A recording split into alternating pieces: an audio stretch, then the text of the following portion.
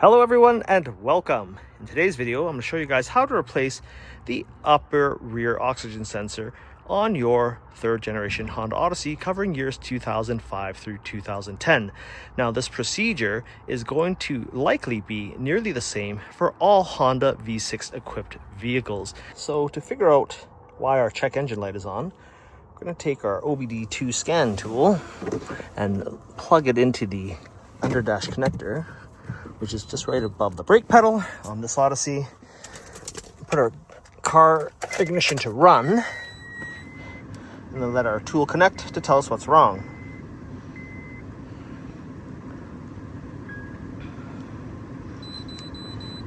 And it says P0134.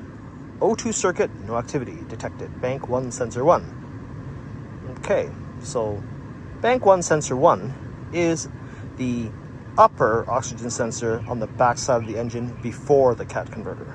So let's go ahead and replace it.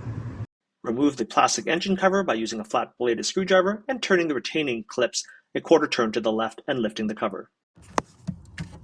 Okay, so here's the back of the motor. See this little sensor right there at the wiring harness? We're going to undo that using our oxygen sensor socket and then follow this pigtail and disconnect it, which is just over off to the side right here. Now this is the tool that we're going to need to remove the oxygen sensor.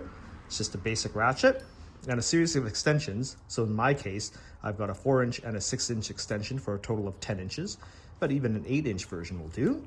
And a special 7/8-inch oxygen sensor socket where one of the 6 sides is removed because that is where the wiring harness will pop through so that you can get this socket over that sensor assembly. So the socket and extension placed over the sensor, we can then attach our ratchet to undo it from the manifold. With a quick snap of the wrist, break it free.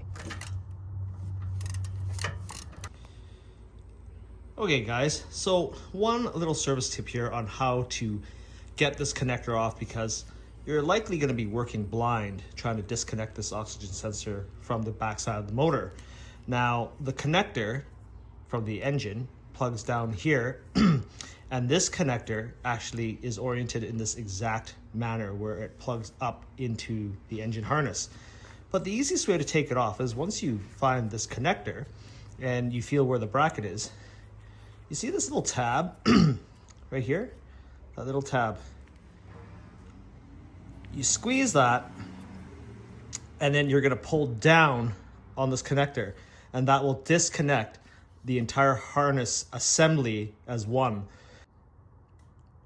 Now, prior to installing the new one, always compare your oxygen sensors to ensure that they are in fact the same ones, as parts stores can sometimes mix them up. So the new one, being the exact O2 sensor as the one that's coming out, is the same length pigtail and has the same number of wires and connector on the end.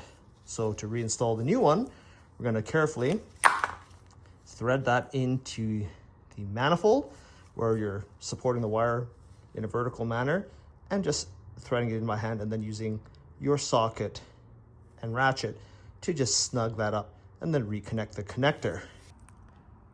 Now the last step here is to reinstall the engine cover. And more often than not, when you take off the plastic cover, that the rubber grommets that retain the cover on the back side of the top engine come off with the cover. So on these little studs here, you'll see these little rubber grommets. There's 2 of them. And if you don't see them on the cover, they might still be on the engine. But here's 2 of them. And they go back into this grommet here, or into this hole and this hole here. Some cars, they stay in place and some don't. So you just pop them back in. And then that's when you line up your cover, pop the rear studs over into these grommets, and then tighten the 2 little push pins.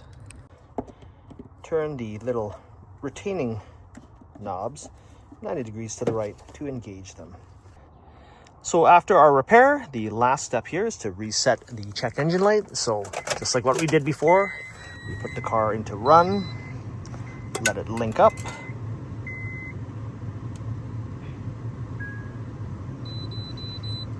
Okay, so we're gonna reset. Are you sure? Yes. The race was successful. So we can go ahead and start our car.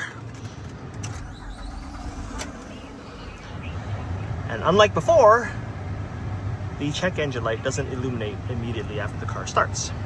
So if your scan tool has advanced features like live data view, you can actually go and look at the oxygen sensor, bank one, sensor one, to see if there is an appropriate voltage output, which in this case it is, whereas previously it would show no voltage at all.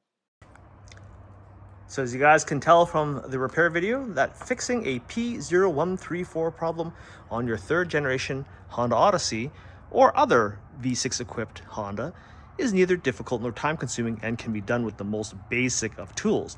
If you guys found this video useful and informative, give me a thumbs up and consider subscribing to my channel. Thanks for watching.